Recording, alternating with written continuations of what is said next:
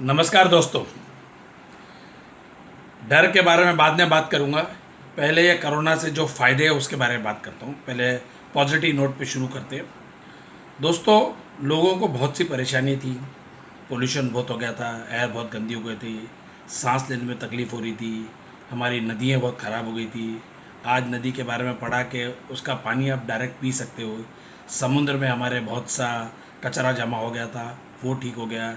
हमारे पेड़ पौधे अच्छे हो गए, हमारे जानवर स्वस्थ हो गए, आराम से घूम रहे हैं, पक्षी घूम रहे हैं। तो ये सारा फ़ायदा तो इसका ज़रूर हुआ है। मुझसे मेरे कई दोस्त ये पूछते हैं ये सवाल, क्योंकि मैं धार्मिक पे बहुत बात करता हूँ। तो उन्होंने मुझसे सवाल पूछा था, क्या इसमें प्रभु की मर्ज़ी है कि नहीं। क्योंकि उनका कहना है कि इस दुनिया में एक पत्ता भी हिलता है तो उसमें प्रभु की मर्ज़ी होती है। तो इसके अंदर भी मर्ज़ी है कि ये लाखों लोग मर रहे हैं और इतने बीमार हो रहे हैं, और क्या इसमें भी मर्ज़ी है। तो इसके बारे में आपको 2 मिनट बता देना चाहता हूँ कि प्रभु का तो मुझे पता नहीं है, लेकिन एक कुदरत ज़रूर चीज़ है। नेचर जिसको हम बोलते हैं, ये नेचर के साथ इंसान ने बहुत खिलवाड़ कर दिया था। इतना खिलवाड़ कर दिया था कि नेचर परेशान हो गई थी कि हमारे जंगल काट रहे हैं, एयर को पोल्यूट कर रहे हैं, पानी को पोल्यूट कर रहे हैं, जानवरों को तकलीफ़ दे रहे हैं, पक्षियों को तकलीफ़ दे रहे हैं। तो ये सारी चीज़ें नेचर का एक कहर उठा, जो बोलता है नेचर कर्स ये आया कि बोला तुम बहुत आगे भाग रहे हो, मैं तुमको सीधा कर देती हूँ। और कुदरत ने ये थोड़ा सा इंसान को सबक सिखाने के लिए ये कुदरत ने थोड़ा सा खेल खेला। तो इससे अच्छी चीज़ें तो बहुत हुई है और आगे भी अच्छा ही होगा, लेकिन इसने एक डर का माहौल पैदा कर दिया है, एक खौफ, एक भयानक, एक डेंजर पैदा कर दिया है, और जो कि रियल है। अब डेंजर की बात करेंगे या फियर की बात करेंगे तो बहुत से किस्म के फियर होते हैं, और ये फियर शुरू कैसा था ये भी आपको मैं बताता हूँ। 2-3 किस्म के फियर है। एक तो फियर ऐसा कि आपको जो इमीडिएट डर लगता है, जैसे किसी ने आपके कनपट्टी पे बंदूक रख दी और 1 सेकंड में गोली चला देगा और आप ख़त्म हो जाओगे। या आपको कोई बीमारी हो गई और आप आईसीयू में भर्ती हो गए, आपको वेंटिलेटर लगा दिया और आपको लगता है कि एनी टाइम मेरी मौत हो सकती है। ये एक फियर है। एक फियर होता है थोड़ा डिलेड फियर होता है, जो कि ज़्यादातर लोग होता है कि भाई मैं आग में जल जाऊंगा, मेरा एक्सीडेंट हो जाएगा, मुझे लॉस हो जाएगा, मैं बीमार हो जाऊंगा, मैं बिल्डिंग से गिर जाऊंगा, मुझे कोई जानवर काट लेगा। ये थोड़े बात के फियर होते हैं। और ये सारे फियर जो ये रियल फियर है, इसमें कोई भी इसमें फ़र्क नहीं होता। इसको हम बोलते हैं स्वाभाविक या नेचुरल फियर। लेकिन एक होता अननेचुरल फियर भी, अस्वाभाविक फियर होता है। उसके बारे में थोड़ा देर में बात करूंगा मैं, लेकिन पहले स्वाभाविक डर के बारे में बात करें। तो ये डर आपके अंदर आया कैसे। बच्चा जब इंसान का पैदा होता है तो उसमें ना कोई डर होता है, कोई भी किस्म का नहीं होता है, लेकिन बच्चे को एक एहसास करने की क्षमता होती है। इंसान और दूसरे प्राणी में यही फ़र्क है कि इंसान एहसास कर सकता है, दूसरे प्राणी एहसास नहीं कर सकते। लेकिन जैसे ही बच्चा पैदा होता है और उसके बाद जब वो बढ़ना शुरू करता है, तो 4 संस्थाएं हमारे इसमें, जो 4 संस्थाएं उसके दिमाग में डर भरना शुरू करती है। सबसे पहली संस्था है आपका परिवार। बच्चा पैदा होता है तो उसके माँ बाप, उसके बड़े भाई बहन, उसके चाचा चाची, उसके नाना नानी, उसके दादा दादी पहले दिन से उसके अंदर डर पैदा करना शुरू करते हैं। ये नहीं करना ऐसा हो जाएगा, वो नहीं करना ऐसा करना, आग में नहीं हाथ डालना, पानी में नहीं हाथ डालना, करंट डालना, कुत्ते देना, बाहर नहीं जाना, एक्सीडेंट हो जाएगा।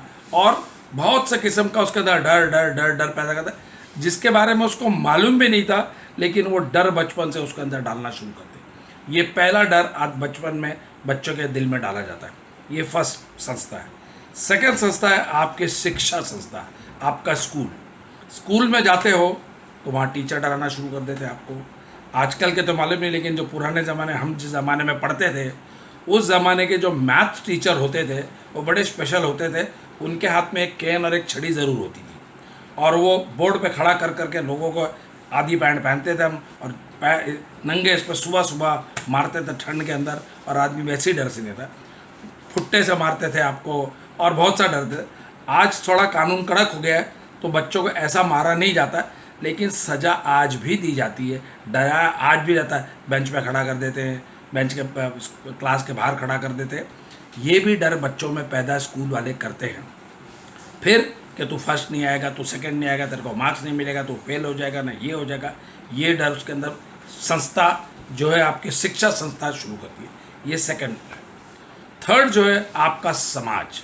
ये छोटे बच्चे होते हैं तो माँ बाप, जैसे स्कूल में जाते हैं थोड़े तो संस्था, थोड़े टीन्स एज में आते हैं 13 से 19 में, तो यहाँ उस समाज के आसपास स्कूल से छूटते हैं, कॉलेज में जाते हैं, यूनिफॉर्म पहनना छोड़ते हैं और लोगों समाज से मिलते हैं। वहाँ पर समाज उनको फिर डराना शुरू करता है, सिगरेट नहीं पीना, शराब नहीं पीना, लड़की के साथ जाना, ड्रग नहीं जाना, फिल्म नहीं जाना, बंक नहीं करना, बदमाशी नहीं करना, पैसे नहीं उड़ाना, और समाज उसको डराना शुरू कर देता है। और इतना डराता है, पुलिस का डर और गुंडों का डर और किडनैपिंग का डर और मार का डर और दुनिया भर के डर उसके दिमाग में डालता है। ये सब उसकी माइंड में डर की कंडीशनिंग करता जाता है आदमी। ये थर्ड। और चौथा जो डर है वो करता है हमारा धर्म। धर्म बचपन से सिखाना शुरू करता है, लेकिन बचपन से बच्चों को तो पता होती नहीं चीज़, माँ बाप सिखाना शुरू करते हैं। इसके बारे में मैं आपको थोड़ा लास्ट में बताऊंगा कि माँ बाप बच्चों के साथ सबसे बड़ा गुनाह कौन सा करते हैं। इसको मैं पाप बोलता हूँ, गलती नहीं बोलता। क्या डराते हैं उनको कि भाई तू नर्क में चला जाएगा, वहाँ पर आग है, आग में जला दिया जाएगा, कढ़ाई में तेल उबल रहा है, उसके अंदर फ्राई चिकन बनाया जाएगा, तेरे को कोड़ों से मारा जाएगा, कीलों से ठोका जाएगा, और इसलिए ये कर और वो कर। ये सारे आपके तीन जो पहले थे तो स्वाभाविक डर थे, लेकिन ये जो चौथा है ये अस्वाभाविक डर है। अब अस्वाभाविक डर के बारे में आपको मैं थोड़ा सा डिटेल में बताता हूँ, किससे कहानियों का सिलसिला शुरू करता हूँ। एक कहानी सुनाता हूँ कि एक फ़कीर था। वो फ़कीर को ये समझ में आ गया था कि जो भी आदमी अभय को पा जाता है, मतलब जो निडर हो जाता है, जिसको डर नहीं होता, वो प्रभु को पा सकता है, वो आत्मज्ञान पा सकता है। अभय पाने के लिए उसने क्या किया, एक घने जंगल में चले गया। बीच जंगल में एक छोटा सा टीला था जहाँ पर बहुत जानवर थे, खतरनाक जानवर थे, सांप थे, अंधेरा था, कुछ नहीं है। वहाँ पर वो कुटी बना के रहने लगा। वहाँ पर जानवर अचानक आते, शेर आ जाता, दूसरे जंगली जानवर आ जाते और चिंगाड़ते, लेकिन इसको कोई नहीं फ़र्क पड़ता। सांप उसके बॉडी पे चढ़ जाते, इसको कोई नहीं फ़र्क पड़ता, ये अपनी तपस्या करते रहता। और एक हिसाब से आप बोलोगे तो वो अभय को पा गया था। लोगों को जब ये खबर लगा कि ऐसा एक सन्यासी है जो जंगल में जाकर बैठा है और उसको डर नहीं लगता, वो जानवरों के बीच में अंधेरी रात में अकेला रहता है, सांप उस पर चढ़ जाते हैं, तो लोगों ने उसका दर्शन करना शुरू किया और आके बोला कि भाई पूरे दुनिया में एक ही निडर आदमी है, एक ही अभय आदमी है, तो वो आप हो, और दुनिया में ऐसा कोई नहीं, और आपकी तपस्या ज़बरदस्त है। ऐसे खबर लगती गई लोगों को। तो एक नया साधु हुआ था, एक नया सन्यासी था, थोड़ा जानकार था, उसको भी पता लगा, तो वो भी दर्शन करने उसके गया। जब वो उसके पास पहुंचा तो शाम होने को लगी थी, सूरज ढल रहा था। वो जाके देखा कि ये बुढ़ा सन्यासी एक टीले पे बैठा हुआ। ये उसके पास गया, उसको नमस्कार किया और एक छोटे से पत्थर पे बैठ गया उसके सामने, और उसको पूछता है कि आपका संदेश क्या है। तो बुढ़ा बोलता है मेरा तो एक ही संदेश है, अभय को पालो, निडर हो जा। जो आदमी निडर हो सकता है, प्रभु उसके लिए अपने दरवाजे खोल देता है। जैसे ही ये सन्यासी बोल रहा था उसको, इतने में पीछे से एक शेर ने आकर जोर से चिंगाड़ा। जैसे ही शेर ने चिंगाड़ा, ये जो नया साधु आया था जवान, ये तो डर से कांपने लगा। जैसे ये डर से कांपने लगा तो ये बुढ़ा साधु बोलता है, अरे तुम डरते हो, सन्यासी हो कि तुम डरते हो, तुम्हें डर लगता है। तो ये जो नया सन्यासी बोला, मुझे तो बहुत डर लग रहा है, मेरी तो कंपकंपी छूट रही है और मैं घबराहट हो रही है, मैं यहाँ से जल्द से जल्द भाग जाना चाहता हूँ। मेरे को आप एक गिलास पानी दे दीजिए, मेरा तो गला सूख गया, मैं पानी पीऊँ, मेरे में थोड़ी ताकत आ जाए, मेरे में थोड़ी हिम्मत आए तो मैं भागूँ। मुझे ना कोई धर्म सीखना, ना कुछ नहीं चाहिए, मुझे कोई आपका संदेश नहीं, आप मुझे एक गिलास पानी दे दीजिए। साधु हंसा, बुढ़ा अपने कुटिया में गया और पानी लेके आने लगा। जब तक ये कुटिया में पानी ला रहा था, ये नए साधु ने क्या कि वो जिस टीले पे बैठा था, उसने एक पत्थर उठा के एक पवित्र ग्रंथ का, उसने उस पर एक मंत्र लिख दिया, एक लाइन लिख दी उसके ऊपर। जब साधु पानी लेके आया तो जैसे वो टीले पे पैर रखने लगा तो उसने देखा कि ये टीले पे एक पवित्र मंत्र लिखा हुआ। वो घबरा गया, उसका पैर कांपने लगे और वो वापिस हुआ। जैसे ही उसको कांपता देखा, उसने डरता हुआ देखा, तो ये नया साधु बोलता है, डरते तो आप भी हो। और ये भी हंसने लगा, बोलता मेरा डर तो स्वाभाविक है, क्योंकि एक शेर आपको मार के खा सकता है, लेकिन आप एक मंत्र से डरते तो आप भी डरते हो, और आप ये नहीं बोल सकते आप भी निडर हो। और आपको मैं एक संदेश दे देता हूँ कि कभी भगवान से मेरा मिलन हो भी सकता है, लेकिन आपका मिलन कभी नहीं होगा, क्योंकि आपका डर अस्वाभाविक है, अननेचुरल है। मेरा डर तो नेचुरल है। ऐसे दुनिया में बहुत जन है जो अननेचुरल फियर से डरते हैं, जिसका नेचर से कोई लेना देना नहीं है। डर अगर आपको लगता है तो कोई बात नहीं। अगर आपको आग नज़र आती है, आप ट्रेन के सामने खड़े हो जाना चाहते हैं, बस के, तो इसको हम बेवकूफ़ी बोलते हैं। जो आदमी के आगे को सांप आ रहा हो डर के भाग जाए, उसको रास्ता दे दे, तो ये आपका उसमें कोई हिम्मत की बात नहीं है, ये आपकी होश की बात है, आपकी अकल की बात है, आपकी इंटेलिजेंस की बात है। आप होशियार हो, आपके अंदर बोध है, आपके अंदर विवेक है, और आप डर से अलग हो रहे हो। तो डर से डरना कोई बुरी बात नहीं है, अपने आप को संभालना अक्लमंदी है। और अगर आप उसको बोले नहीं ये अक्लमंदी नहीं है, आप तो डरपोक हो, आप डरपोक नहीं, आप अक्लमंद आदमी हो। दुनिया में कुछ ऐसे भी लोग हैं जो डरते नहीं हैं, उनको हम बोलते हैं मंद बुद्धि के लोग।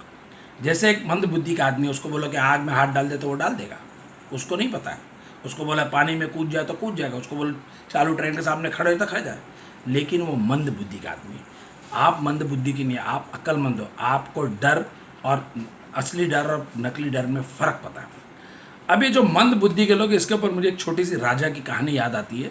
एक सन की राजा था, उसने सोचा कि यार ये जो मंद बुद्धि के लोग हैं, ये बेचारे कुछ काम धंधा तो कर नहीं सकते, ना इनको मालूम है, ना इनको कुछ आता जाता है, तो मैं क्या करता हूँ, अपने राज्य में इनके लिए एक आश्रय बना देता हूँ, एक आश्रम बना देता हूँ, जहाँ पर मैं इनको रखूँगा, इनको मुफ्त में खाना खिलाऊँगा, मुफ्त में कपड़े दूंगा, और पूरी ज़िंदगी इनको पालूंगा।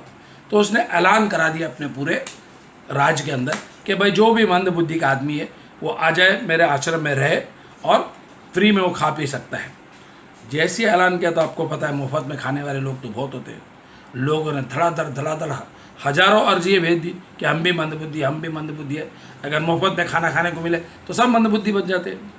अब राजा ने सोचा कि यार पूरे मेरे राज्य में कितने मंद बुद्धि लोग होंगे, 100 होंगे, 200 होंगे, 500 होंगे, लेकिन यहाँ तो हज़ारों में अर्जी आने लगी। तो राजा घबराया, बोला अब क्या करें, अब तो हज़ारों लोग आ गए, अब कैसा फैसला करें इनको कि कौन मंद बुद्धि है और कौन मंद बुद्धि नहीं है। तो फिर जब राजा तकलीफ में आता तो अपने मंत्री के पास जाता है, अपने वज़ीर के पास जाता है, और वज़ीर जो होते हैं बड़े होशियार लोग होते हैं। वज़ीर से जब राजा ने पूछा कि यार इतने अर्जी आ गई, इतने मंदबुद्धि लोग हैं, मैंने तो सोचा भी नहीं था कि मेरे राज्य में इतने मंदबुद्धि लोग हैं।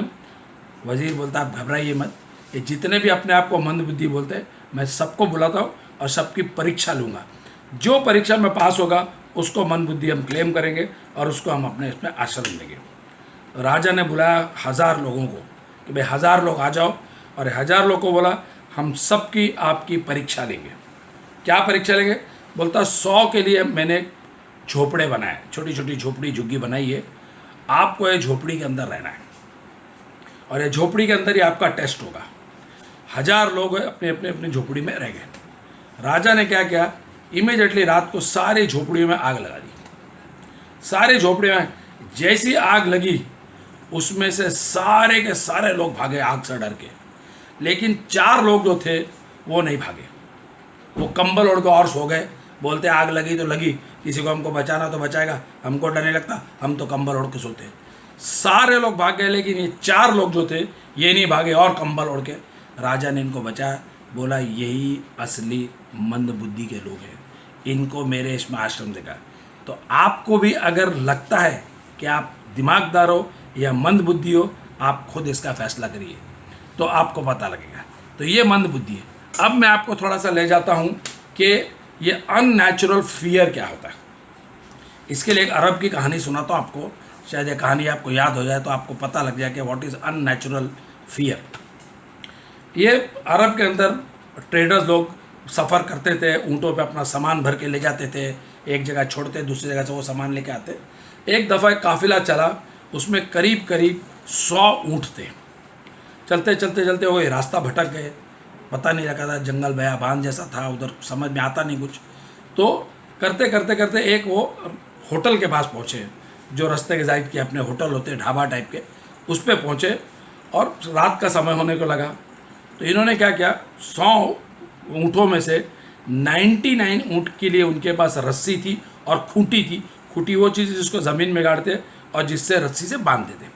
तो इन्होंने क्या किया, 100 खूंटे गाड़ी और रस्सी है गले में डाली ऊँटों के और ऊँटों को बांध दिया। लेकिन एक खूंटी इनके पास नहीं थी और एक रस्सी नहीं थी, पता नहीं कहीं गिर गई थी, खो गई थी, क्या हुआ इनको पता नहीं। तो एक ऊँट खुला रह गया। अब एक ऊँट खुला रह गया तो ये घबरा गए। बोला यार हम अगर ये रात को सो जाते हैं तो शायद ये ऊँट भाग जाएगा, रात में पता नहीं जंगल में मैंने कहाँ भाग जाए, इसको कहाँ ढूंढते फिरेंगे, और बिना बांधे इसको हम सो नहीं सकते। तो ये वो सराय के मालिक के पास गए और जाके उसको बोलते हैं कि यार भाई साहब हमारी मदद करिए, हमारे 100 ऊँट है, उसमें 99 को तो हमने बांध दिया है, हमारे पास 99 रस्सी थी और 99 खूंटी थी, लेकिन एक खूंटी और रस्सी नहीं है, कृपा करके आप हमें एक रस्सी और खूंटी दे दो तो हम इस ऊँट को ही बांधे और वो भी चैन से सो जाए और हम भी चैन से सो जाए। तो सराय का मालिक बोलता है यार मेरे पास तो कोई खूंटी नहीं है, ना कोई रस्सी है, मैं तो गरीब आदमी हूँ, मेरे पास कभी कदारी को लोग आते हैं, ऐसी कोई चीज़ नहीं रखता। हाँ लेकिन मैं तुमको एक सलाह दे सकता हूँ। सलाह ये दे सकता कि तुम ऐसा करो, ये ऊँट को गले में तुम रस्सी डाल दो, एक खूंटी गाड़ दो और उसको बांध दो और बोलो बैठ जाए। लेकिन वो बोलता है हमारे पास तो खूंटी और रस्सी नहीं है, कहाँ से बांधे। बोलता मैं यही बोल रहा कि तुम नकली खूंटी गाड़ दो, नकली रस्सी उसके गले में डाल दो और उसको बांध के बिठा दो। बोलता है ऐसे कैसे होता है। बोलता है ऐसे ही होता है दुनिया में, ऐसे बहुत लोगों के खूंटी बांधी हुई है, बहुत लोग गले में रस्सी डाली है और उनको मालूम नहीं पड़ता है। तो इंसानों को नहीं मालूम पड़ता तो ये जानवर को क्या मालूम पड़ेगा। आप जाके कोशिश तो करिए। तो इसकी बात सुने बोला ट्राई तो करना है, करें क्या, रात हो रही है, सोना भी है और उसको बांधना है।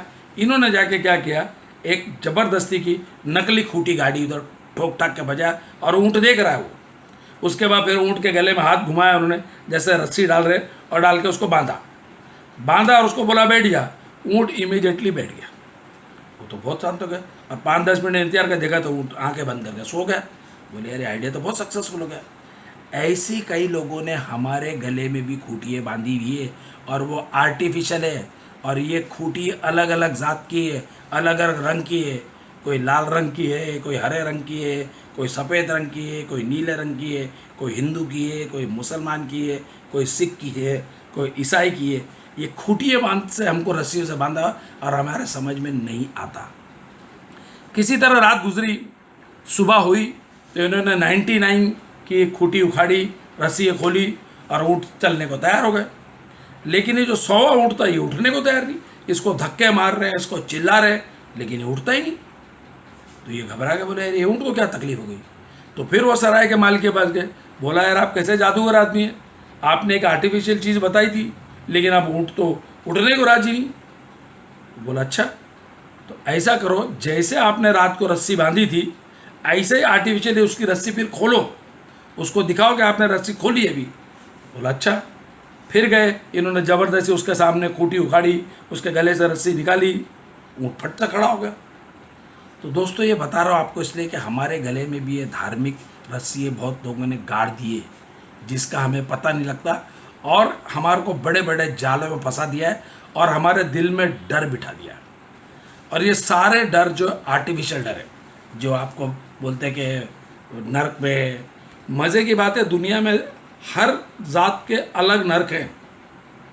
किसी के नर्क में आपको परियां मिलती हैं, किसी के नर्क में हुरें मिलती है, किसी के नर्क में आपको शराब मिलती है। और मज़े की बात है कि हिंदुस्तान का जो एशियन कंट्रीज है उसके सारे नर्कों के अंदर आग है। क्यों आग है? क्योंकि एशियन कंट्री ट्रॉपिकल कंट्रीज है, यहाँ पर धूप बहुत होती है, गर्मी बहुत होती है, तो हम गर्मी से हमेशा परेशान रहते हैं। तो हमको और परेशान करने के बोला कि तुम्हारे नर्क में और आग है। लेकिन साउथ पोल और नॉर्थ पोल है, इनके जो नर्क हैं इसके अंदर और ज़्यादा बर्फ़ है क्योंकि वो बेचारे बर्फ़ से परेशान हैं। तो ये साबित होता है कि ये जो जितना नर्क स्वर का चक्कर बताया ये बिल्कुल गलत है। और दूसरा चीज़ अगर आप इसको समझें तो हम ज़मीन के जो माँ बाप हैं ये कभी भी हम नहीं चाहते कि हमारे बच्चों को दुख दे, तकलीफ़ दे, मारे या सज़ा दे। और वो जो हमारा परम पिता है, हमारा सब बच्चों का बाप है, जो ये आत्मा, वो परमात्मा, वो पिता और हम बच्चे, वो बोलता है कि तुम उसको तेल की कढ़ाई में डुबोगे, उसको आग में जलाओगे, उसको कोड़े मारोगे, उसको कीले ठोकोगे। अरे ज़मीन के माँ बाप ये नहीं कर पाते तो ये परमेश्वर करेगा आपके लिए? बेमतलब का आपने परमेश्वर को बदनाम करके रख दिया कि वो ऐसे काम करेगा। अरे परमेश्वर तो प्रेम है और आपने उसको डर बता दिया। याद रखो दोस्तों, जिससे भी आप डरते हो कभी भी, उससे ज़िंदगी में कभी भी प्यार कर नहीं सकते आप।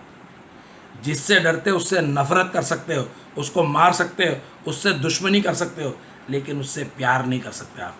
तो परमेश्वर प्यार है। जीसस ने पूरी बाइबल में एक ही वर्ड कहा है, पूरी अगर बाइबल का निचोड़ आप रखें तो गॉड इज़ लव। परमेश्वर प्यार है। पूरी अगर आप कबीर क्यों कब सुनो, कबीर हिंदुस्तान के बहुत बड़े संत हुए थे, मैं तो उनको मानता हूँ कि देवता के बराबर थे। उन्होंने एक एक दोहा जो अपना लिखा है उसके अंदर एक एक ग्रंथ है। जैसे कि पूरी बाइबल को बोलते हैं ना गॉड इज़ लव, उन्होंने एक छोटा सी अपने दोहा का है, पोथी पढ़ पढ़ जग भया फिरा न मन का फेर, कर का मन का डार दे मन का मन का फेर। मतलब उन्होंने बोला कि एक हाथ में जो तुम्हारे मन का फेरते हो उसका कोई मतलब नहीं है, इसको फेंक दे, मन के मन को फेर। कैसे फेर? पोथी पढ़ पढ़ जग भया हुआ न पंडित कोई, ढाई अक्षर प्रेम का पढ़े तो पंडित हुई। ये ढाई अक्षर अगर प्रेम का आपके समझ में आ गया, आपके जीवन में अगर प्रेम आ गया, तो प्रभु का आगमन हो जाएगा। प्रभु का आगमन के लिए सिर्फ प्रेम चाहिए। प्रभु आपसे प्रेम चाहता है और कुछ नहीं चाहता है। लेकिन लोगों को सिखाया है कि प्रार्थना करो। प्रार्थना मतलब मांगो। प्रार्थना का मतलब ही मांगा। आप जब भी प्रभु के पास जाते कोई भी धर्म से, तो आप मांगते हो, और जब भी आप मांगते, आपने धन मांगा तो धन प्रभु से बड़ा हो जाता है। आपने पद मांगा तो पद प्रभु से बड़ा गया। प्रभु से कभी कुछ मांगने की ज़रूरत ही नहीं है आपको, क्योंकि वो अंतर्यामी है। आपके मांगने के पहले जानता है आपको क्या ज़रूरत है। आप ज़मीन के माँ बाप हो ना, जैसे ही आपका बच्चा पैदा होता है और जब तक बड़ा होता है वो, तब तक उसके मांगने के पहले उसका सारा बंदोबस्त आप कर देते हो। उसको जो चीज़ चाहिए उससे ज़्यादा ला के देते हो, उसको सरप्राइज भी गिफ्ट देते हो। ऐसा वो भी आपको क्या चाहिए, वो सारे चीज़ों का बंदोबस्त करता है। आपको मांगना नहीं, सिर्फ आपको उसका धन्यवाद करना है, और वो भी खुशी खुशी करना। रो रो के प्रार्थना नहीं करना। कोई माँ बाप नहीं चाहता कि उसका बच्चा रोए, ऐसे वो प्रभु भी नहीं चाहता कि आप उसके सामने रोए। आप उसके सामने खेलो, हंसो, नाचो, गाओ, प्रफुल्लित हो, आनंदित हो, क्योंकि भगवान खुद आनंदित है। वो सच्चिदानंद है, सच्चा आनंद है। और जो सच्चा आनंद है उसके सामने आप रोगे तो नहीं चलेगा। तो दोस्तों, ये जो खूटियाँ आपको बांधी हुई है, ये खूटियों का मतलब है कि लोगों में दरार पैदा करना। आज पूरी दुनिया में 3,500 साल में 5,000 युद्ध हुए, और ये 5,000 युद्ध में करोड़ों लोगों को मारा गया। और आज धर्म क्या कर रहा है? लोगों के बीच में दीवार खड़ी कर दे रहा है, नफरत की दीवार करेगा। तू ये जात का है, तू वो जात का है, तू ये जात का है, और तू अच्छा है और तू अच्छा नहीं है, ये कर रहा है। दोस्तों, अगर आप धार्मिक होना चाहते हो, अगर आप रियल धार्मिक, तो ये पुराने सारे धर्म छोड़ दो, एक ही धर्म को अपनाओ, और वो धर्म का नाम है इंसानियत। और एक ही प्रभु से प्रेम करो। किस तरह से प्रभु से प्रेम करोगे, किस तरह से प्रार्थना करोगे, ये आपको लास्ट में मैं समझाऊंगा। दोस्तों, ये खूटियों से, ये जंजाल से, ये जाल से आप निकल सकते हो कैसे? मैं एक छोटा सा आपको तरीका बताता हूँ। ये जिस दिन आपका अंधविश्वास खत्म हो जाएगा, ये सारे धर्मों में पूरा धर्म अंधविश्वास से चलता है, और ये पूरा अननेचुरल है, 100% नेचुरल। आप मंदिर बनाते हो, मस्जिद बनाते हो, गिरजाघर बनाते हो, गुरुद्वारा बनाते हो, और प्रभु के लिए घर बना देते हो। अरे प्रभु का ये पूरा दुनिया ही मंदिर है, ये उसने पूरा बनाया, और आप उसके लिए घर बनाते हैं और उसके अंदर ढूंढते हो उसको। आदमी इतना बेवकूफ़ है, एक मूर्ति बना देता है, खुद मूर्ति बनाता है, खुद उसको भगवान बनाता है, खुद उसकी पूजा करता है, और खुद उससे डरता है। ये बेवकूफ़ी की हद है कि नहीं यार? क्या आप उसकी मूर्ति बनाओगे यार? उसने आपको बनाया, उसने पूरे दुनिया को बनाया, और आप उसको बनाने चले, उसके लिए घर बनाने चले। वो पूरी दुनिया घर उसने बनाई है, हर चीज़ में वो, कण कण में भगवान है, हर फूल पत्ते हर चीज़ में वो, और आप उसको भगवान होते हैं। छोड़ दो। आप जहाँ हो, जैसे हो, वहीं प्रार्थना करो, और प्रार्थना भी मत करो, सिर्फ धन्यवाद दो कि हे प्रभु, तूने मेरा भला किया, इसके लिए धन्यवाद। मेरे मांगने पेशता तू जानता है कि मुझे क्या चाहिए।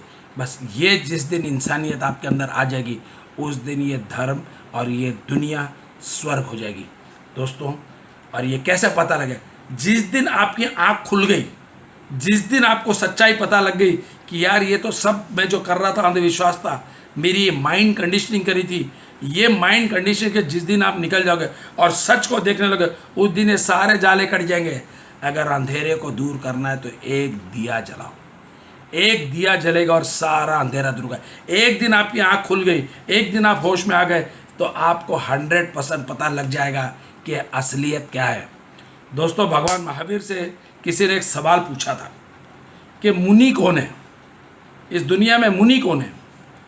तो लोग तो बड़ा बड़ा अलग अलग एक्सपेक्ट कर रहे थे कि भगवान ऐसा जवाब देंगे कि मुनि मतलब जो निवस्त्र हो जाए, मुनि जो बहुत उपवास रखे, मुनि जो अहिंसा करे। लेकिन भगवान महावीर ने ऐसा कोई जवाब नहीं दिया। भगवान महावीर ने कहा, जो सुता वो अमुनि, जो जागा वो मुनि, जो सोया हुआ आदमी है वो अमुनि है, वो मुनि हो ही नहीं सकता। जागा हुआ आदमी वो मुनि। जागा हुआ का मतलब जो कॉन्शियसली कर रहा है चीज़, ज़मीर से कर रहा है, अंधविश्वास से नहीं कर रहा है, उसको पता है कि वो क्या कर रहा है। जापान के अंदर एक समुदाय जिसको बोलते हैं समुराय समुदाय, ये समुराय फाइटर होता है और इनके अपने गुरु होते हैं। ये गुरु की एक परंपरा होती है कि इसके शिष्य होते हैं। ये शिष्य अगर उनके गुरु की किसी ने बेइज्जती कर दी, कुछ बोल दिया उल्टा, तो ये समुराय उसको जब तक जान से नहीं मारते, ये अपना बदला नहीं लेते, ये छोड़ते नहीं। एक दफ़ा ऐसा हुआ कि एक गुरु की एक आदमी ने थोड़ी बेइज्जती कर दी, कुछ उल्टा सुल्टा बोल दिया। अब समुराय ने कसम खा ली कि मैं इसको मार के छोड़ूंगा, अपना बदला लेके छोड़ूंगा अपने गुरु का। और वो उसको ढूंढता रहा, ढूंढता रहा, ढूंढता रहा, ढूंढता रहा। 7 साल हो गए और वो आदमी उसको मिला नहीं। एक दिन 7 साल के बाद वो आदमी उसको टकरा, उसने उसको पकड़ा, बहुत मारा और ज़मीन पे लिटा दिया और उसके छाती में भाला भोंकने ही वाला था कि ये नीचे पड़े आदमी ने उसके मुंह पे थूक दिया। जैसे ही इसने थूका, इसने भाला अलग कर दिया और उसको मारा नहीं। तो आदमी बोलता, मारा क्यों नहीं? बोलता, नहीं मारूंगा। क्यों? बोलता, अब तक तो मैं होश में कर रहा था चीज़, लेकिन जैसे ही तूने थूका मुझे गुस्सा आ गया, मेरी होश खत्म हो गई। और भगवान बुद्ध ने बोला था, कोई भी काम बेहोशी में नहीं कर रहा, और अब मैं बेहोश हो गया था। आज मैं तुझे नहीं मारूंगा, फिर कभी मारूंगा, क्योंकि मुझे गुस्सा है। दोस्तों, आप क्या होश में कर रहे हो? होश का मतलब क्या है? आप दुनिया भर का इंस्पेक्शन करते हो, कभी अपने आप का इंस्पेक्शन किया है कि मैं क्या कर रहा हूँ, ये सही है कि गलत है? मैं पूजा कर रहा हूँ, पाठ कर रहा हूँ, क्रिया कर रहा हूँ, कांड कर रहा हूँ, मंत्र कर रहा हूँ, तंत्र कर रहा हूँ, प्रेम कर रहा हूँ, नमाज पढ़ रहा हूँ, रोजे रख रहा हूँ, कभी ये सोचा आपने क्यों करते? कभी सोचा नहीं। आत्म परीक्षण करिए, आत्म परीक्षण। बाहर आप बहुत देख सकते हो, लेकिन एक दिन अंदर भी जाके देखो ना, आपके अंदर क्या है, आपको पता लगे इस दिमाग में। जिस दिन आपको सच्चाई पता लगी, जिस दिन आपके आँख के पर्दे गिरे, जिस दिन आपका दिल साफ हुआ, आपको दुनिया में हर आदमी में भगवान नजर आएगा। कोई हिंदू, मुसलमान, सिख, ईसाई नहीं, उसमें सिर्फ भगवान नजर आएगा और कुछ नज़र नहीं आएगा आपको। दोस्तों, एक इस्लाम की बहुत बड़ी संत थी, उसका नाम था राबिया। 70 साल की उम्र थी, लोग बहुत उनकी इज्जत करते थे, बहुत माहिर थी, कुरान शरीफ सबको जानती थी। लेकिन 70 साल की उम्र में उन्होंने क्या किया, कुरान शरीफ से कुछ लाइनों के नीचे उन्होंने अंडरलाइन कर दी और बोलती कि ये लाइनें कुरान शरीफ में गलत लिखी है। अब धर्म की जितनी भी किताबें हैं, चाहे बाइबिल हो, चाहे कुरान हो, चाहे रामायण हो, चाहे गीता हो, चाहे वेद हो, चाहे पुराण हो, चाहे धम्मपद हो, चाहे गुरु ग्रंथ साहिब, आदमी उसमें कोई गलती नहीं निकाल सकता, क्योंकि ऐसे लोगों को लगता है ये तो भगवान की किताबें हैं। ये आपको बता दूं कि सब में बहुत कमी है। अभी यह कमी बताऊंगा नहीं, कमी मुझे सारी मालूम है, लेकिन बताऊंगा नहीं क्योंकि ये आप रिकॉर्डिंग कर रहे हो। लेकिन अकेले में आप मिलोगे तो सारी धर्म की किताबों में कहाँ कहाँ कौन से पन्ने पे कौन सी कमी है, साइंटिफिकली सारा आपको बता दूंगा।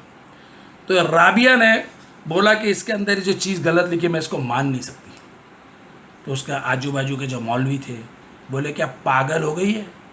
70 साल की उम्र में इतना तूने धर्म कमाया, इतनी इज्जत कमाई, और 70 साल की उम्र क्या तू बावली हो गई है? क्या पागल हो गई है क्या? इस वक्त तेरे को कुरान के अंदर ठीक क्या सही करना जा रही है? तो उसने बोला, इसके अंदर एक लाइन लिखी है कि शैतान से नफरत करो। इसमें लाइन लिखी क्या? शैतान से नफरत करो। वो बोलती है मैं किसी से नफरत नहीं कर सकती हूँ, मेरे अंदर इतना प्रेम भर गया है कि मेरे सामने कोई भी आ जाए मैं उससे प्रेम ही कर सकती हूँ। मेरे अंदर 100% प्रेम है, मेरे अंदर बिल्कुल भी नफरत नहीं है। चाहे शैतान आ जाए, चाहे कुत्ता आ जाए, चाहे बिल्ली आ जाए, मैं सिर्फ प्रेम ही कर सकी। दोस्तों, अगर आपके अंदर प्रेम है तो आप प्रेम ही दे सकते हैं, अगर आपके अंदर नफरत है तो आप नफरत दे सकते हैं, अगर आपके अंदर गुस्सा है तो आप गुस्सा दे सकते हैं। लेकिन ऐसा कभी नहीं हो सकता कि आपके अंदर प्रेम भी हो और नफरत भी हो, गुस्सा भी हो और शांति भी हो, ऐसा नहीं हो सकता। उसने बोला मेरे अंदर इतना प्रेम भर गया है, मैं प्रेम से परिपूर्ण हूँ, मैं किसी से नफरत कर ही नहीं सकती। और बिल्कुल सही बात दोस्तों, जिस दिन आप धर्म को पालोगे उस दिन आपके अंदर भी प्रेम आ जाएगा। आपको कोई भी आदमी में, हिंदू मुसलमान सिख ईसाई दिखेगा, उसमें आदमी में आदमी दिखेगा और आदमी के अंदर आपको भगवान दिखेगा, क्योंकि हर आदमी के अंदर भगवान है। ये आत्मा है, वो परमात्मा है, ये बूंद है, वो महासागर है। दोस्तों, तो कॉन्शियसनेस, आज आप कॉन्शियस नहीं हो, जिस दिन आप कॉन्शियस हो गए ना उस दिन ये सारा फर्क होगा। आपको बताता हूँ कि हिंदू धर्म के अंदर बोलते हैं कि अवतार आते हैं, अवतार पैदा होते हैं। मैं आपको ये बता दूं कि दुनिया में कोई अवतार पैदा नहीं होते। अवतार होते हैं लेकिन वो पैदा नहीं होते। कैसे होते ये भी थोड़ा सा आपको साइंटिफिकली समझाता हूँ। अवतार का मतलब कि आपने एक दिया बनाया, दिए के अंदर तेल भरा, उसके अंदर बाती लगाई, आपने प्रिपेयर कर दिया, लेकिन अब ये दिया कंप्लीट नहीं हुआ। उसके अंदर लॉ चाहिए, लॉ, आग चाहिए, लाइट चाहिए। वो लाइट ऊपर से आती है। परमेश्वर जब देखता है कि आप तैयार हो गए हो तो वो लाइट भेजता है। ये लाइट भेजने के लिए भगवान बुद्ध को 12 साल लग गए थे ये दिया तैयार करते हुए। मैं भगवान महावीर को 6 साल लग गए थे। जीसस क्राइस्ट को 40 दिन लग गए थे। गुरु नानक साहब को 3 दिन लगे, 3 दिन वो नदी के अंदर गायब थे और दिया तैयार कर रहे थे, तब अवतरित हुआ। मोहम्मद साहब को 3 दिन लगे। ऐसे जितने भी ये अवतार हुए हैं, ये पैदा होता नहीं है, नॉर्मल आदमी पैदा होते हैं, लेकिन इन्होंने अपने आप को तैयार किया और फिर इनके ऊपर अवतरित हुआ और फिर ये अवतार हुए। दोस्तों, आप भी सिर्फ सेल्फ कॉन्शियस करो। और अगर आप सोचते हैं कि आप बहुत धार्मिक हो और धर्म से आप प्रभु को पालोगे, निर्माण हो जाएगा, मोक्ष हो जाएगा, मूर्ति आपके मुक्ति हो जाएगी, तो आप बिल्कुल गलत सोचते हैं। जैन धर्म के अंदर एक मंत्र है जिसको हम नमोकार मंत्र बोलते हैं या नमो मंत्र बोलते हैं। उसके अंदर उन्होंने एक बहुत अच्छी चीज़ बताई है। उसके अंदर उन्होंने 5 स्टेजेस बताई आदमी की, कि ये 5 स्टेज अगर आप पार करोगे तो आप निर्वाण पा सकते हैं। उसमें जो सबसे ऊंची स्टेज है उसको बोलते हैं अरिहंत। अरिहंत का मतलब होता है कि अब उसका कोई दुश्मन नहीं रहा। कोई दुश्मन रहा है ये मतलब नहीं कि बाहर के दुश्मन, उसके जो अंदर के दुश्मन है वो पूरे खत्म हो गए। कौन दुश्मन थे उसके? काम, क्रोध, मोह, लोभ, जलन, ईर्ष्या, गुस्सा, धर्म, सब खत्म कर दिया। अब वो शून्य हो गया, हर चीज छोड़ दी। इनता इतनी कि धर्म को भी छोड़ दिया। अब वो धर्म भी पालता नहीं, वो शून्य हो गया। आदमी आता है शून्य से, जाता है शून्य में। बूंद आती है, महासागर में मिलती है, महासागर होती है। आत्मा परमात्मा में मिलता है, परमात्मा हो जाता है। ये स्टेज है आपकी अरिहंत। यहाँ पर नेगेटिव होता है, जीरो होता है, छोटा जीरो बड़े जीरो में जाके मिलता है। आप शून्य से आते हो, शून्य में वापस चले जाते हो। इससे एक नीचे स्टेज है जिसको बोलते हैं सिद्ध पुरुष। ये सिद्ध पुरुष कौन होते हैं? ये सिद्ध पुरुष वो लोग हैं जिनको सिद्धि प्राप्त हो गई। सिद्धि प्राप्त होने का क्या मतलब है? इनको सारे तंत्र, सारे मंत्र, सारी प्रार्थना, सारी आराधना, सारे क्रिया, सारे कांड, सारे मंत्र सब इनको आ गए। ये सब चीज़ के पर इन्होंने विजय पाली। दुनिया में जो भी धार्मिक चीज़ें हैं सारी चीज़ों इनको आ गई। ये सिद्ध पुरुष हो गए, इनको सारी सिद्धि प्राप्त हो गई। अब दुनिया में इनको कोई कुछ बोल नहीं सकता, ये सिद्ध पुरुष हो गए। लेकिन अभी इनका निर्वाण नहीं होगा, अभी इनकी मुक्ति नहीं होगी, इनका मोक्ष नहीं होगा। इनको ये सारी चीज़ें छोड़नी पड़ेंगी। ये सारी चीज़ें छोड़ के एक से ऊपर जाना पड़ेगा, तब जाके वो अरिहंत होगा। और अरिहंत से जो छलांग लगेगी तो वो आपका तीर्थंकर बनेगा। तो जो सिद्ध पुरुष है वो पॉजिटिव है क्योंकि उसके पास सारी चीज़ें हैं। अरिहंत नेगेटिव है क्योंकि उसके पास सब कुछ भी नहीं है, उसने सारा छोड़ दिया। तो सिद्ध, इसके बाद 3 स्टेज है। इसके बाद है आपका आचार्य। आचार्य पे बात नहीं करूँगा। उसके बाद है उपाध्याय, उपाध्याय पे बात नहीं करूँगा। उसके नीचे साधु, ये साधु जो है ये फर्स्ट स्टेज है। हमको लगता है कि साधु सबसे बड़ा है, लेकिन हम धरती पे हैं तो धरती की जो पहली सीढ़ी है ना वो साधु की है। ये जमीन से साधु पहुंचने के लिए एक सीढ़ी चढ़ना पड़ता है, और साधु के कुछ लक्षण होते हैं। ये क्या लक्षण है आज आपको बता देता हूँ, क्योंकि आप सोचते हैं कि साधु दुनिया की सब चीज़ है, लेकिन सब चीज़ नहीं है साधु।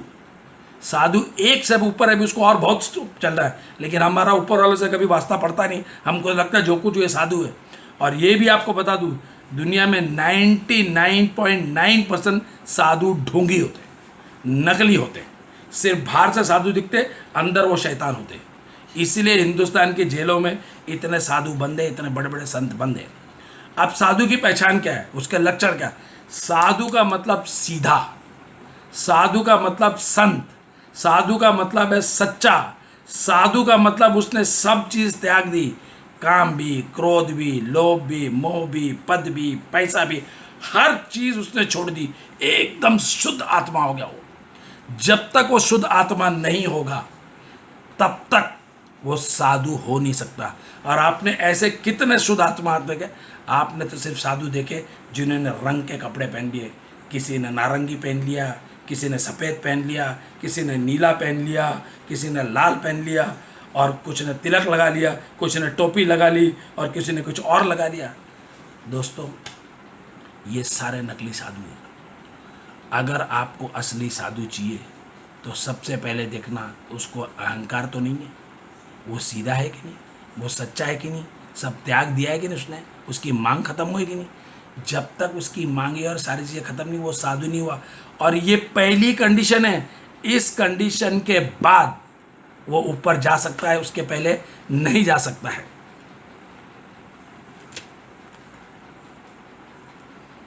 अब आपको थोड़ा सा और आगे लेके जाता हूं कि आज के माहौल में ये धर्म, डर और लोगों का कैसा चल रहा है, ये थोड़ा सा समझाता हूं आपको। एक बड़ी प्यारी कहानी है, बड़ी ह्यूमरस कहानी है। ये कहानी आपको ज़िंदगी भर याद रहेगी, आप भूलोगे नहीं इस कहानी को कभी। एक राजा की कहानी है। बड़ा संपन्न समृद्ध राजा था, बड़ा पहुंचा हुआ था, बहुत अमीर था, चारों तरफ उसकी हाहाकार थी उस राजा की। उसने एक बार अपना राज दरबार सजाया हुआ था। उस राज दरबार में एक बार एक अजनबी अपरिचित आदमी आ गया और उसकी राजसभा में बैठ गया और आके बोलता है कि राजा साहब, आपके जैसा राजा पूरी दुनिया में नहीं है। आप तो चक्रवर्ती राजा हो, सम्राट हो, आपके जैसा धनी, आपके जैसा कुशल, आपके जैसा वीर कोई राजा है ही नहीं। अब दुनिया का हर आदमी चाहता है तारीफ सुनना। छोटे से छोटा आदमी को भी अगर आप तारीफ करो तो उसको मज़ा आता है। और फिर राजा तो राजा ही रहे, उनको तो तारीफों के फूल हमेशा ही चाहिए। लोग दिन भर उनके आगे पीछे तारीफ करते रहते हैं। उसने जब राजा की तारीफ की तो उसने बोला, आपका परिचय कौन, आप कौन? बोला, मैं एक ऐसा बंदा हूँ जो मैं रोज़ स्वर्गलोक जाता हूँ, मेरा देवताओं से डायरेक्ट कांटेक्ट है, और मैं आपके लिए देवताओं के वस्त्र ला सकता हूँ, उनके पहनने के कपड़े आपके लगे, जो शोभा आपकी है, जो स्टेटस है आपका, जो औहदा आपका, आपके ऊपर ये देवताओं के कपड़े बहुत सूट होंगे। राजा तो चढ़ गया, बोला लाओ। बोला राजा, ये क्योंकि देवता के कपड़े ये जल्दी मिलते नहीं और महंगे भी बहुत हैं। बोला कितने महंगे? बोलता 6 लाख रुपए लगेंगे इस कपड़े के, और लाने में 6 महीना लगेगा। राजा बोला ठीक है, और बोला ये 6 लाख मैं एक साथ में नहीं लूँगा। आप सोचेगा मैं 6 लाख लूँगा, नहीं, मुझे थोड़ा थोड़ा करके देना। एडवांस में आप 2 लाख रुपए दो मुझे, फिर लाख दे देना, फिर 2 लाख दे, और लास्ट जब आऊँगा उसके पहले मुझे पूरी इसकी पेमेंट दे देना। राजा तैयार हो गया। राजा ने बोला इनको पहले 2 लाख रुपए दे दो। अब राजा तो मालूम उनकी शान शौकत होती है, समझती नहीं। बोला निकाल के 2 लाख दे दो उसको। 2 लाख लिया और लेके चंपत हुआ। अब जितने भी उसके राज दरबार में थे लोग सोचे कि राजा को बेवकूफ़ बना के चला गया। अब कहाँ का है देवता के कपड़े और कहाँ ये आने वाला और कौन इसको जानता है, तो राजा बेवकूफ़ बन गया, ये बेवकूफ़ बना के चला गया। देखते देखते 1 महीना गुजरा, लेकिन 1 महीने के बाद वो फिर आ गया। बोला राजा अभी सेकेंड इंस्टॉलमेंट का पैसा दो। राजा ने फिर पैसा निकाल के दे दिया उसको। देखते देखते देखते 5 महीने गुजर गए। और 5 महीने में उसने पूरे 6 लाख रुपए ले लिए। बोला अगले महीने 100 तारीख को 100 टाइम पे मैं आपके कपड़े लेके आ जाऊंगा। पूरे 6 लाख रुपए लिया उसने। अब आपको क्या लग रहा है कि वापस आएगा वो? जैसे पूरी जनता को लगा कि 6 लाख का चूना लगा के चले गए राजा को, और ये लेके निकल गया। और अब 6 महीने का वो टाइम भी आ गया। जिस दिन उसको राजा के पास आना था, उस दिन बराबर उस टाइम पे राज्यसभा भरी हुई थी। उसने कहा था राजा को, पूरी राज्यसभा भर के रखना, सारे आपके लोग होने चाहिए, उनके बीच में मैं ला के आपको कपड़े दूंगा। और उस वक्त जो आया, ये बंदा एक संदूक उठा के आ गया। लोग तो हैरान हो गए, क्या जो वक्त इसने बोला था उस वक्त ये आ गया, और इसके पास एक संदूक भी है, मतलब कपड़े भी है। मतलब हम बेवकूफ़ थे, ये बेवकूफ़ नहीं था। और इस राजा को ऐसा भरी महफिल में आके बेवकूफ़ नहीं बना सकता। ये कपड़े लाया है, जरूर लाया, संदूक रखी उसने, और राजा को बोलता है, राजा ये देवताओं के कपड़े हैं, ये कोई मामूली कपड़े नहीं हैं। इनको उसी लोग को नज़र आएंगे, जब आप पहनोगे तो ये उसी लोग को नज़र आएंगे जो अपने असली बाप का बेटा है। जो असली बाप का बेटा नहीं है उसको ये कपड़े नज़र नहीं आएंगे, क्योंकि ये देवताओं के कपड़े। सबको बता दिया गया, अनाउंस कर दिया गया, राजा को भी बता गया। इसने आस्ते से संदूक खोली, राजा को बोला कि अपने ऊपर के कपड़े निकाल दो, शर्ट निकाल दो, कोट निकाल दो, सारा कर दो। ऊपर से आदमी राजा नंगा हो गया। इसने हाथ डाल के एक कपड़ा निकाला, हाथ खाली है, कपड़ा कुछ भी नहीं है उसमें, एक कुछ नहीं नजर आ रहा है। लेकिन बोलता, देखिए राजा, ये देवताओं की शर्ट है, ये कोट है, कितना खूबसूरत है, ये आप पहनोगे तो कितना अच्छा लगेगा, आइए मैं आपको पहनाता हूँ। अब राजा को तो कोई नजर आ नहीं रहा, ना ही प्रजा को नजर आ रहा है, लेकिन उसने पहनाया। जैसे ही उसने पहनाया तो प्रजा ने ताली मारना शुरू कर दी। बोला, वाह राजा वाह, क्या शर्ट है, क्या कोट है, क्या सज रहे हो आप, इतने शानदार नजर आ रहे हैं आप, जो तालियां मारने लगे। अब राजा को घबराहट हुई। 2 बातें हो गई, एक तो उसको शक हुआ कि मेरा बाप असली है कि नहीं, दूसरा सबको नजर आ रहा है, मुझे नहीं नजर आ रहा है। तो राजा बोलता, हाँ यार मुझे भी बहुत अच्छा लग रहा है। राजा ने भी तारीफ करना शुरू की, जनता ने भी तारीफ करना शुरू कर दी। उसके बाद राजा ने बोला, आप नीचे के कपड़े उतारो अपने।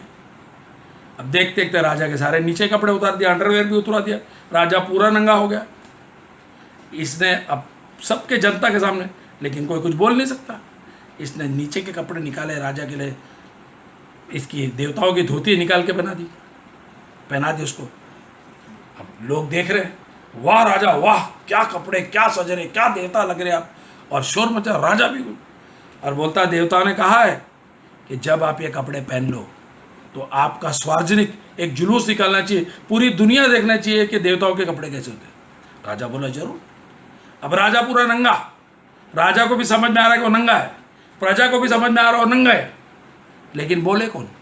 बोलने की हिम्मत किसी की नहीं। ये भेड़ चाल बोलते ना, भेड़ चाल, ये भेड़ चाल चली जाती है। अब राजा नंगा चला जा रहा है और लोग बैंड बाजे बजा रहे हैं, खुशियां मना रहे हैं कि राजा ने देवता कपड़े, और किसी की बोलने की हिम्मत नहीं कि राजा नंगा है, और राजा नंगा चला जा रहा है। जाते जाते बहुत दूर तक चले गया तो एक अजनबी कोई दूसरे गांव से आया था, उसको पता नहीं था कि ये क्या चीज़ है, ये क्या हो रहा है। वो देख के बोलता, अरे ये राजा तो नंगा है। अरे बोलता, तू पागल है, राजा नंगा नहीं, तू अपनी असली बाप की औलाद नहीं है, इसलिए तेरे को नजर नहीं आ रहा है। इसमें अनाउंस किया था कि जो अपने असली बाप की औलाद नहीं होगा उसको नजर नहीं आएगा। अब दोस्तों, इस तरह से हमारे धर्म चल रहे हैं। इसको बोलते हैं हर्ड मेंटालिटी, भेड़ मेंटालिटी। भेड़ में आदमी चला जा रहा है, चला जा रहा है, सबको नजर आ रहा है कि गलती हो रही है धर्म में, बुराई हो रही है धर्म में, नफरत हो रही है धर्म में, लड़ाई हो रही है धर्म में, लेकिन किसी की हिम्मत नहीं है कि इसको बोल देवे।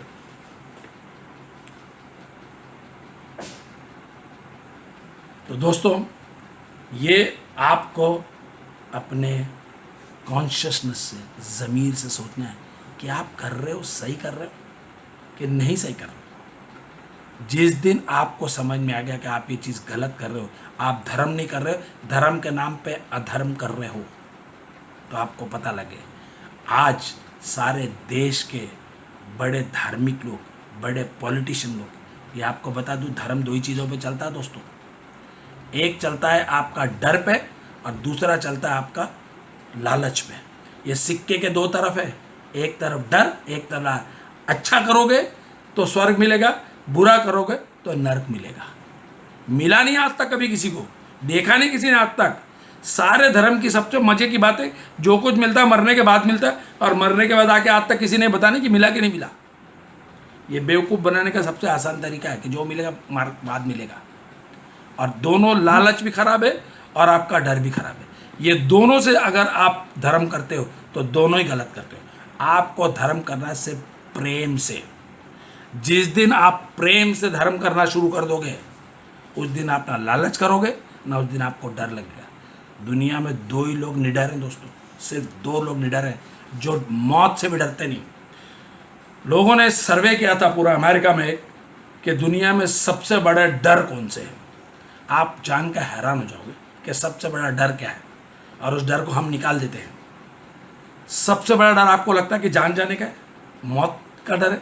नहीं, ये नंबर 1 डर नहीं है, ये नंबर 2 डर है। नंबर 1 डर जो लोगों ने बताया वो पब्लिक स्पीकिंग, स्टेज पे बोलने का लोगों को सबसे ज़्यादा डर लगता है। और हम नेटवर्क के अंदर सब आदमी को, छोटे से छोटे को, जिसको कुछ भी बोलने आता है, स्टेज पे भेजते हैं और उसका डर निकालते हैं। एक फियर फैक्टर प्रोग्राम आता है, आपने टीवी पे देखा होगा, रोहित शेट्टी का। वहाँ पर लोगों को आग में फेंक देते, जंगल में फेंक देते, जानवरों में फेंक देते, पानी में डाल देते, उनका डर निकालने के लिए दोस्तों। तो डर निकालने के लिए आपको वो काम करना पड़ता है, तो आपका डर खाता है। बोलते ना, डर के आगे जीते, और जो डर गया सो मर गया। दोस्तों, डर के आगे जीत का यही मतलब है कि डर से आप कॉन्शियस हो जाओ, अपने आप को संभाल लो, आपके आत्म बोध जाग जाए, आपका आत्म विवेक जाग जाए, आप कॉन्शियस रहे तो आप बच सकते हो। एक छोटी सी और कहानी सुना था, बहुत छोटी सी कहानी, आपको मज़ा आएगा। एक गांव था, उसमें एक छोटा सा राजा था, बहुत बड़ा राजा नहीं था वो, यानी कि वेल।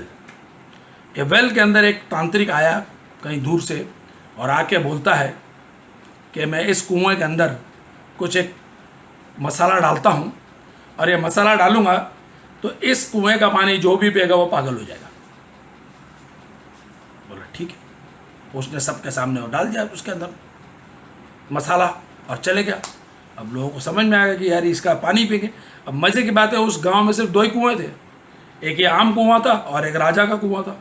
राजा का कुएं से कोई पानी पी नहीं सकता था, उसमें राजा, रानी और मंत्री पीते थे, बाकी आम। अब देखते देखते शाम हो गई। लोग बोले यार प्यास से तो मर जाएगा आदमी, पागल होके कम से कम जिंदा तो रहेगा। तो सब ने एक एक करके उसका पानी पीना शुरू कर दिया। प्यास तो बुझानी थी। देखते देखते देखते पूरे गांव के लोग पागल हो गए। राजा उधर खुश हो रहा है कि हम पागल नहीं हुए क्योंकि हमने पानी नहीं पिया। लेकिन जो राजा की खुशी थी बहुत कम वक्त तक रही। क्यों? क्योंकि जितने लोग थे ये राजा के अगेंस्ट में बात करने लगे। बोले हमारा राजा पागल हो गया है, अजीब अजीब काम कर रहा है, और ऐसा राजा तो इस देश को डुबा देगा, बर्बाद कर देगा। इस राजा को या तो हटा देना चाहिए या इसको मार देना चाहिए। ऐसा राजा कैसे होता है जिसको अकल ही नहीं है? अब पागल ये बोल रहे। अब राजा घबराया, बोला यार क्या करें, ये तो सारे ऐसा बोल रहे हैं, गलत बोल रहे हैं कि इनके टक्कर को इनके पास संख्या है, ये भेड़ है, ये भेड़ है इनके पास, हर्ड मेंटालिटी। क्या करे? हर आदमी धर्म में संख्या चाहता है। मुसलमान ज़्यादा हो जाए, क्रिश्चियन ज़्यादा हो जाए, हिंदू ज़्यादा हो जाए। क्यों ज़्यादा हो जाए? क्योंकि जो ज़्यादा है वो जो बोलते हैं वो सच लगता है।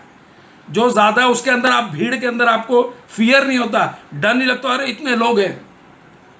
लेकिन दोस्तों धर्म भेड़ से नहीं होता, धर्म तो शेर से होता है, निडर से होता है। राजा घबराया। मुझे एक आदमी की बात याद आ रही है, आपको बताता हूँ। आपने नाम सुना होगा हिटलर का। कुएं का पानी, अब मंत्री को बोला, मंत्री ये तो बड़ी मुसीबत हो गई, अब क्या करें? मंत्री ने बोला अब एक ही रास्ता है कि हम भी जाके वो कुएं का पानी पी लें।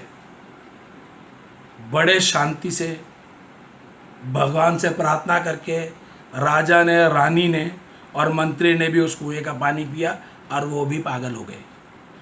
जैसे ही वो भी पागल हुए तो पूरी जनता ने एक उधम मचा दिया। बोला वाह हे प्रभु, तूने हमारी प्रार्थना सुन ली, हमारे राजा को अक्ल दे दी, हमारे राजा को सुधार दिया, हमारे राजा को ठीक कर दिया, और उस रात वहाँ पर जश्न हुआ।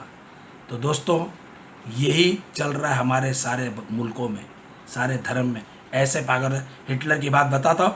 हिटलर ने एक किताब लिखी थी जिसका नाम है माइन काम्फ। इंग्लिश में उसका मतलब है माई स्ट्रगल, हिंदी में मेरी लड़ाई। और उस किताब में उसने बहुत से झूठ लिखे, बहुत झूठ लिखे, और वो झूठ उसने इतनी हिम्मत से बोले, और वही झूठ को फिर लोगों ने बोला, और बाद में वो सारे झूठ सही लगने लगे। तब हिटलर ने बोला कि मुझे खुद शक हो रहा है कि मैंने जो झूठ बोले थे, मुझे पता थे झूठे, और मैंने हिम्मत से बोले थे, लेकिन आज सारे वो झूठ बोल रहे और वो सच लग रहा है। तो क्या वो झूठ था, वो सच था? तो दोस्तों, ये भेड़ चाल चली आ रही है। मुझे 2 मिनट का वक्त दीजिए, मैं कि सबसे बड़ा पाप इंसान क्या कर रहा हो बता देता हूँ, उसके बाद सेशन खत्म करते हैं। माँ बाप एक बहुत बड़ा पाप करते हैं अपने बच्चों के साथ में। ये पाप है कि जब बच्चा पैदा होता है तो वो शेर पैदा होता है, शेर। उसके बाद बहुत संभावना होती है और बहुत कुछ कर सकता है, लेकिन माँ बाप डरे हुए होते हैं, उसका समाज डरा हुआ होता है, उसके जो धर्म के लोग हैं वो डरे होते हैं, और वो जल्द से जल्द चाहते हैं कि उस बच्चे को भी अपने धर्म में ले लें। वो नहीं चाहते कि बच्चा कहीं भाग जाए, तो उसकी सारी संभावनाएं ख़त्म कर देते हैं। हिंदू हो तो उसको हिंदू बनाते हैं, मुसलमान तो मुसलमान बनाते हैं, क्रिश्चियन तो क्रिश्चियन। वो बच्चा की सारी पॉसिबिलिटी ख़त्म कर देते हैं।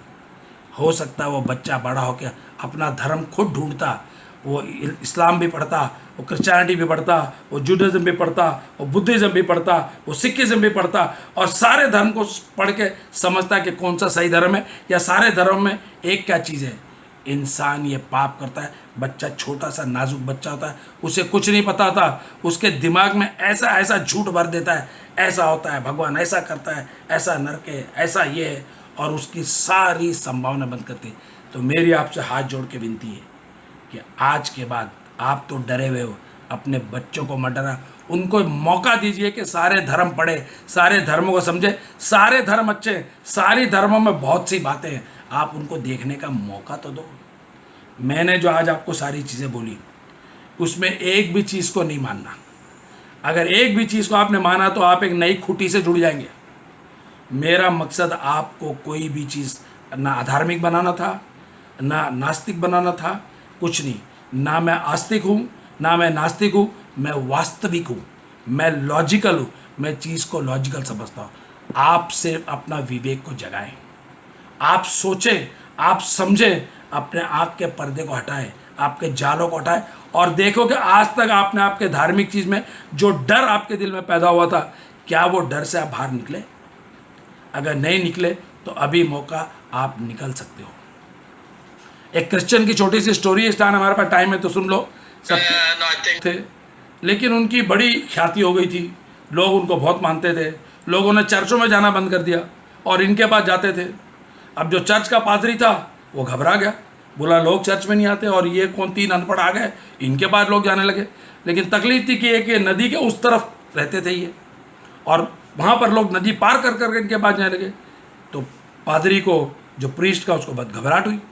उसने बोला मैं भी जाके देखता हूँ कि कौन लोग हैं, इनको बताता हूँ क्या धर्म होता है, क्या बाइबिल है, क्या प्रार्थना है, क्या रीति रिवाज है, बताता हूँ जाके।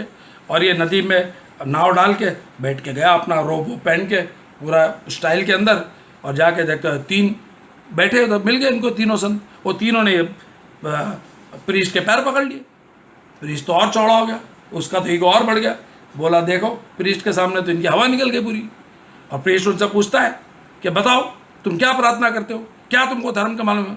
वो बोले भाई हम तो सीधे साधे लोग हैं, हमको कुछ मालूम नहीं, आप प्रीस्ट हो, आप ही हमको बताएं। तो उसने बताया देखो ये बाइबिल है, ये प्रभु की किताब है, और इसके अंदर ये प्रार्थना लिखी है, मैं तुमको प्रार्थना सिखाता हूँ, तुमको तो प्रार्थना आती नहीं ना, मैं प्रार्थना। उसने आवर फादर, हिंदी बोलते आए, हमारे बाप की दुआ सिखा दी।